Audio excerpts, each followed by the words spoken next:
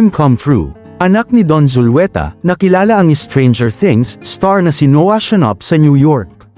Isang hindi malilimutang karanasan ang ibinahagi ng bitter-anang aktres na si Don Zulueta matapos makilala ng kanyang anak na si Aisha Lagdameo ang Hollywood actor na si Noah Schnapp, na kilala sa pagganap bilang Will Byers sa hit Netflix series na Stranger Things. Sa kanyang Instagram post, ikinwento ni Don na naganap ang espesyal na pagkakataon habang nanunood sila ng American Ballet Theater's production ng Swan Lake sa Metropolitan Opera House sa New York. Hindi nila inaasahang makakasalamuha roon si Noah at ang kanyang ina na si Karine Schnapp. Ayon kay Don, isa ito sa pinakamalaking highlight ng kanilang summer vacation. Mas naging makahulugan ang pagkikita ng sabihin ni Aisha kay Noah na siya ang gumanap bilang karakter nitong si Will Byers sa isang Stranger Things-inspired dance production ng kanilang paaralan noong nakaraang school year.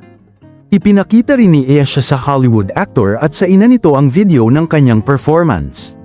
Agad namang humanga ang mag-ina at pinuri ang kanyang ipinakitang talento. Hindi rin napigilan ni Don ang magpasalamat kay Noah sa ipinakita nitong kabaitan at pagbibigay ng oras sa kanyang anak. Thank you, Noah, for being so kind. Maging ang singer-actress na si Vina Morales ay nagkomento rin sa post ni Don at sinabing, "This is so cute and unforgettable." Si Aisha, na ipinanganak noong 2009, ay anak ni Don Zulueta at businessman politician Antonio Lagdameo Jr. Kilala rin ang dalaga sa kanyang hilig sa sayaw at aktibong pagsali sa iba't ibang school performances. Para sa pamilya Zulueta, ang simpleng pagkakataong yun ay naging isang napakahalagang alaala ng kanilang bakasyon sa New York.